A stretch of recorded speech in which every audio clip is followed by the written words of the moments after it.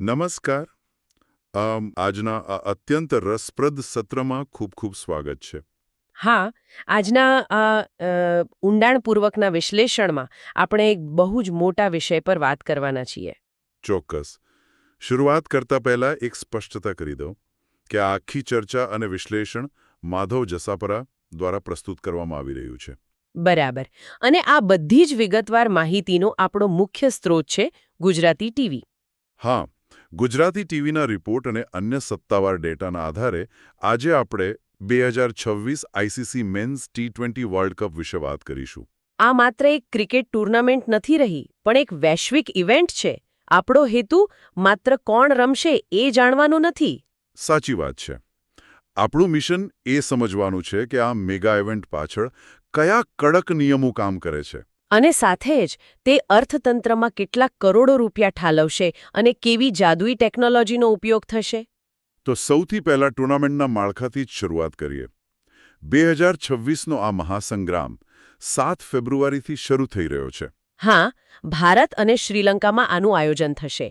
ભારતમાં 5 અને શ્રીલંકામાં 3 સ્થળો નક્કી થયા છે. અને ફાઇનલ તારીખની વાત કરીએ તો 8 માર્ચે મહામુકાબલો છે. અને બહુ સારી વ્યવસ્થા એ છે કે 9 માર્ચ 2026 ફાઇનલ માટે રિઝર્વ ડે તરીકે રખાયો છે. એટલે કે કોઈ અડચણ આવે તો 9 માર્ચે મેચ પૂરી થઈ શકે. આ વખતે ટુર્નામેન્ટ ખરેખર વિશાળ છે. કુલ 20 ટીમો ભાગ લઈ રહી છે. 20 ટીમો, હા. તેમને 4 ગ્રુપમાં વહેંચવામાં આવી છે. એટલે દરેક ગ્રુપમાં 5 ટીમો અને પોઈન્ટ સિસ્ટમ પ્રમાણે લીગ મેચો રમાશે, બરાબર ને? હા, ગ્રુપ સ્ટેજમાં જીત માટે જે સામાન્ય પોઈન્ટ્સ મળે છે તે મળશે. અને ત્યારબાદ દરેક ગ્રુપની ટોચની 2 ટીમો સુપર 8માં જશે. પણ સુપર 8 માટે જે નવો નિયમ છે ને, એ ખરેખર આશ્ચર્યજનક છે. હા, એ એક મોટી આહા મોમેન્ટ છે ક્રિકેટ ચાહકો માટે. મેં રિપોર્ટમાં વાંચ્યું કે સુપર 8 માટે ટીમો પ્રી-સીડેડ હશે. આનો શું અર્થ થાય? હું સમજાવું. આ વખતે આઈસીસીએ અગાઉથી જ મોટી ટીમોના સ્થાન એટલે કે સીડિંગ નિશ્ચિત કરી દીધા છે. મતલબ કે ભારતનું સ્થાન પહેલેથી જ નક્કી હશે. બિલકુલ. ધારો કે ભારતને ગ્રુપ એમાં પહેલા ક્રમે એટલે કે A1 તરીકે સીડ કરવામાં આવ્યું છે. બરાબર. હવે જો ભારત કોઈ મેચ હારી જાય અને ગ્રુપમાં બીજા ક્રમે રહે તો પણ સુપર 8માં તો તે A1 તરીકે જ રમશે. ઓહ, એટલે તેમનું સ્થાન અને મેચનું સ્થળ નહીં બદલાય. સાચી વાત. આનાથી ચાહકોને બહુ ફાયદો થાય. જેમણે ટિકિટ કે હોટેલ બુક કરાવી હોય તેમનું આયોજન બગડે નહીં. પણ ધારો કે કોઈ નાની ટીમ કોઈ મોટી ટીમને હરાવીને બહાર કરી દે તો? આ જ તો ખરી મજા છે. જો કોઈ નાની ટીમ મોટી ટીમને બહાર ફેંકી દે તો તે નાની ટીમ પેલા દિગ્ગજ ખેલાડીઓનું સ્થાન લઈ લેશે. અરે વાહ! એટલે કોઈ નવોદિત ટીમ સીધી જ પેલા વીઆઈપી રૂટ પર આવી જશે. હા, આનાથી વ્યવસ્થા પણ જળવાય છે અને રોમાંચ પણ રહે છે. ચાલો હવે આ માળખાથી થોડા આગળ વધીએ અને પેલા અત્યંત કઠોર નિયમોની વાત કરીએ. રમતના નવા નિયમો ખૂબ જ આધુનિક અને શિસ્તબદ્ધ છે. સૌથી મોટી વાત છે સ્ટોપ ક્લોક નિયમ. હા, આ નિયમ તો મેદાન પર સમય બચાવવા માટે છે ને? હા, 2 ઓવર વચ્ચે માત્ર 60 સેકન્ડનો બ્રેક મળશે. મેદાન પર એક મોટી ઇલેક્ટ્રોનિક ઘડિયાળ ચાલુ થઈ જશે. અને જો ફિલ્ડિંગ કરતી ટીમ મોડી પડે તો? તો અમ્પાયર પહેલા 2 વાર ચેતવણી આપશે. પણ જો ત્રીજી ભૂલ થાય તો સીધી 5 રનની પેનલ્ટી લાગશે. 5 રનની પેનલ્ટી? ટી20માં 5 રન તો આખી મેચનું પરિણામ બદલી શકે. એકદમ સાચી વાત છે.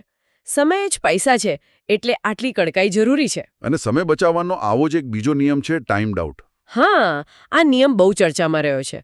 વિકેટ પડ્યા પછી નવા બેટ્સમેન પાસે પિચ પર પહોંચવા માટે માત્ર 90 સેકન્ડ હોય છે. 90 સેકન્ડ? એટલે કે 1.5 મિનિટમાં તો તેને બોલનો સામનો કરવા તૈયાર થઈ જવું પડે. બિલકુલ. જો સમય પૂરો થાય તો તેને કોઈ બોલ રમ્યા વિના જ ટાઈમ્ડ આઉટ જાહેર કરી શકાય. કલ્પના કરો, કોઈ મોટો ખેલાડી માત્ર સમયસર ન પહોંચવાના કારણે આઉટ થઈ જાય. આ આધુનિક ક્રિકેટની માંગ છે. ગતિ અને ચોકસાઈ. હવે પ્રકૃતિની વાત કરીએ. વરસાદના નિયમો. ડકવર્થ લુઇસ પદ્ધતિ તો છે જ. હા, સામાન્ય ગ્રુપ મેચોમાં પરિણામ માટે બીજી બેટિંગ કરનાર ટીમે ઓછામાં ઓછી 5 ઓવર રમવી ફરજિયાત છે. પણ નોકઆઉટ મેચો માટે આ નિયમ અલગ છે એવું મેં વાંચ્યું છે. હા, તમારી વાત સાચી છે. સેમી ફાઇનલ અને ફાઇનલ માટે આ નિયમ 5ની જગ્યાએ 10 ઓવરનો થઈ જાય છે. બરાબર છે, કારણ કે કોઈ ટીમ 5 ઓવરમાં જ વર્લ્ડ કપમાંથી બહાર થઈ જાય એ તો ન્યાયી ન કહેવાય. એકદમ સાચું. એટલે જ 10 ઓવર ફરજિયાત રખાઈ છે. અને જો એ શક્ય ન બને તો રિઝર્વ ડે છે જ. અને જો મેચ ટાઈ થાય તો પેલા અનંત સુપર ઓવર નિયમ વિશે વાત કરીએ. હા, આ ઇન્ફિનિટ સુપર ઓવરનો નિયમ બહુ જ રોમાંચક છે.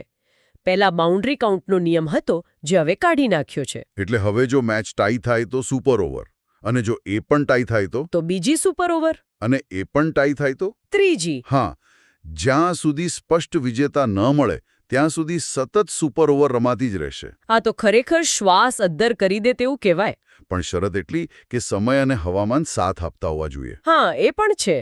હવે ખેલાડીઓની સુરક્ષા વિશે વાત કરીએ. કન્કશન રિપ્લેસમેન્ટનો નિયમ પણ છે ને? હા, ખેલાડીઓની સુરક્ષા સર્વોપરી છે. જો કોઈ ખેલાડીને માથા કે ગરદનમાં બોલ વાગે અને મેડિકલ ટીમ કન્કશનની પુષ્ટિ કરે તો તેની જગ્યાએ તેના જેવો જ ખેલાડી મેદાનમાં ઉતારી શકાય. એટલે કે લાઇક ફોર લાઇક રિપ્લેસમેન્ટ. પણ શું કોઈ ટીમ આનો ખોટો ફાયદો ન ઉઠાવી શકે? એ માટે જ આઈસીસી મેચ રેફરીની મંજૂરી ફરજિયાત છે. તેઓ ચકાસશે કે ખરેખર ખેલાડી એકસરખી ભૂમિકા ભજવે છે કે નહીં. એટલે બેટ્સમેનની જગ્યાએ બેટ્સમેન જ આવી શકે. બરાબર. જો કોઈ સ્પિનરને ઉતારવાનો પ્રયાસ થાય તો રેફરી મંજૂરી ન આપે. આ બહુ ન્યાયી વ્યવસ્થા છે. અને ન્યાય પરથી મને પેલો નિયમ યાદ આવ્યો, નોન સ્ટ્રાઇકર રનઆઉટ. હા, જેને પેલા માંકડિંગ કહેવાતું, હવે તે સત્તાવાર રીતે સામાન્ય રનઆઉટ જ છે. બોલર બોલ ફેંકે તે પહેલા જ બેટ્સમેન ક્રીઝની બહાર નીકળી જાય તો બોલર તેને આઉટ કરી શકે. સાચી વાત છે. આમાં બેટ્સમેનની જ ભૂલ ગણાય. અને 5 રનની પેનલ્ટીના બીજા પણ નિયમો છે, જેમ કે ઓબ્સ્ટ્રક્ટિંગ ધ ફિલ્ડ. હા, જો બેટ્સમેન દોડતી વખતે જાણી જોઈને ફિલ્ડરના રસ્તામાં આવે તો તેને આઉટ આપી શકાય. અને જો કોઈ ખેલાડી પીચને નુકસાન પહોંચાડે અથવા અનફેર પ્લે કરે તો? હા, પિચ પ્રોટેક્શન અને અનફેર પ્લેના કડક નિયમો છે. જો આવું થાય તો અમ્પાયર વિપક્ષી ટીમને સીધા 5 રન આપી શકે છે. ટૂંકમાં હવે મેદાન પર બહુ સાવચેત રહેવું પડશે. ચોક્કસ. હવે આ બધા કડક નિયમો તો આપણે સમજ્યા. હા, પણ આખી ઇવેન્ટ અર્થતંત્ર સાથે પણ જોડાયેલી છે. બરાબર. ચાલો આ આર્થિક પાસા પર નજર કરીએ. બેંક ઓફ બરોડાનો રિપોર્ટ ખરેખર ચોંકાવનારો છે. મેં આંકડા જોયા. લગભગ 25 લાખ દર્શકો આ 48 મેચો જોવા સ્ટેડિયમમાં આવશે. 25 લાખ? આ આંકડો જ બતાવે છે કે કેટલી મોટી અસર થશે. રિપોર્ટ પ્રમાણે લોજિસ્ટિક્સનો ખર્ચ, એટલે કે ટીમોના અધિકારીઓના રહેઠાણ અને પ્રવાસનો ખર્ચ જ 150 થી 250 કરોડ છે. અને અસલી આર્થિક બૂસ્ટ તો વિદેશી પ્રવાસીઓ દ્વારા આવશે. હા, જે લોકો પોતાની ટીમને સપોર્ટ કરવા આવશે તેઓ માત્ર ટિકિટ જ નથી ખરીદતા. તેઓ હોટેલ બુક કરશે, મુસાફરી કરશે. અંદાજ છે કે 450 થી 600 કરોડ રૂપિયા જેટલો જંગી ખર્ચ થશે. આનાથી હોસ્પિટાલિટી અને એવિએશન સેક્ટરને બહુ મોટો ફાયદો થાય. અને માત્ર મોટી કંપનીઓને જ નહીં, નાના વેપારીઓને પણ ફાયદો થાય. હા, જેમ કે સ્ટેડિયમ બહાર ચા વેચતા હોય કે ટેક્સી ડ્રાઈવર હોય. બરાબર છે. આ ઇવેન્ટ દેશના જીડીપીને ગતિ આપતું એક રોજગારી એન્જિન બની જાય છે. ખરેખર આ બહુ જ મોટી વાત છે. હવે ટેકનોલોજી તરફ આગળ વધીએ. The tech evolution. Social football summit એટલે કે એસએફએસનો રિપોર્ટ દર્શાવે છે કે ક્રિકેટના 2.6 અબજ ચાહકો છે. 2.6 અબજ? આટલા બધા લોકોને પ્રસારણ પૂરું પાડવા માટે તો જાદુઈ ટેકનોલોજી જોઈએ. હા, અને આ રિપોર્ટમાં એક બહુ જ રસપ્રદ ટેકનોલોજીનો ઉલ્લેખ છે, બેટકેમ ડ્રાઈવ રોવર. આ રોવર વળી શું છે? મેં ડ્રોન જોયા છે, પણ આ કંઈક નવું છે. આ જમીન પર ચાલતું એક અત્યાધુનિક માનવરહિત વાહન છે જે પિચની આસપાસ હલનચલન કરે છે. તો શું એનાથી ખેલાડીઓને ડિસ્ટર્બ નહીં થાય? ના, એ બિલકુલ અવાજ કર્યા વિના ચાલે છે અને તેમાં 10x ઝૂમ લેન્સ છે. ઓહ, એટલે તે દૂરથી પણ ખેલાડીના ચહેરાના હાવભાવ અને બોલની ગતિ પકડી શકે. બિલકુલ. આનાથી ઘર બેઠા લોકોને ખેલાડીઓના અસલી ઇમોશન્સ જોવા મળશે. અદ્ભુત. અને પ્રસારણ માટે જીઓ સ્ટાર પણ કંઈક નવું લાવી રહ્યું છે ને? હા, રિપોર્ટ મુજબ વર્ટિકલ લાઇવ ફીડ્સ આવવાના છે. એટલે હવે મોબાઈલ આડો કરવાની જરૂર નહીં પડે. સીધી ઊભી સ્ક્રીનમાં જ મેચ જોઈ શકાશે. એકદમ.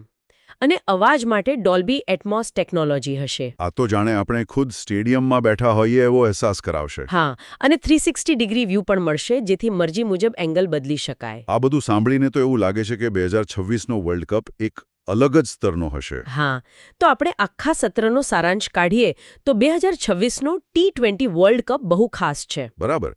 તેમાં અત્યંત કડક નિયમો છે, આર્થિક સમૃદ્ધિ છે અને અકલ્પનીય ટેકનોલોજી છે. આ બધા સ્ત્રોતોના આધારે જ આટલી સરસ ચર્ચા થઈ શકે. પણ જતા જતા ચાહકો માટે એક પ્રશ્ન મૂકવો છે. કયો પ્રશ્ન? આપણે જોયું કે 60 સેકન્ડની ઘડિયાળ છે, સેન્સર્સ છે અને રોવર કેમેરા છે. હા. આ આર્ટિફિશિયલ ઇન્ટેલિજન્સ અને કેમેરા જે ગતિએ વધી રહ્યા છે, તો શું ભવિષ્યમાં માનવીય અમ્પાયરોની જરૂર જ નહીં પડે? અરે બાપરે, આ તો બહુ મોટો વિચાર છે. હા, અને જો બધું રોબોટિક થઈ જશે તો સ્પિરિટ ઓફ ક્રિકેટ એટલે કે માનવીય ખેલદિલી અને સહાનુભૂતિનું શું થશે? ખરેખર, શું મશીનો ક્યારેય માનવીય ભાવનાઓ સમજી શકશે? આ સંતુલન જ ભવિષ્ય નક્કી કરશે. સાચી વાત છે. આ બહુ જ વિચારવા જેવો મુદ્દો છે. ચોક્કસ. તો બસ, આ જ રસપ્રદ વિચાર સાથે આપણે આજના આ સત્રનું સમાપન કરીએ છીએ. આ ઊંડાણપૂર્વકના વિશ્લેષણમાં જોડાવા બદલ સૌનો આભાર. આ સંપૂર્ણ ચર્ચા માધવ જસાપરા દ્વારા પ્રસ્તુત કરવામાં આવી હતી. અને આ સચોટ માહિતી માટે આપણે ફરી એકવાર ગુજરાતી ટીવીના અહેવાલોનો આભાર માનીએ છીએ. આવતા સત્રમાં નવા વિષય સાથે ફરી મળીશું. ત્યાં સુધી આવજો. આવજો.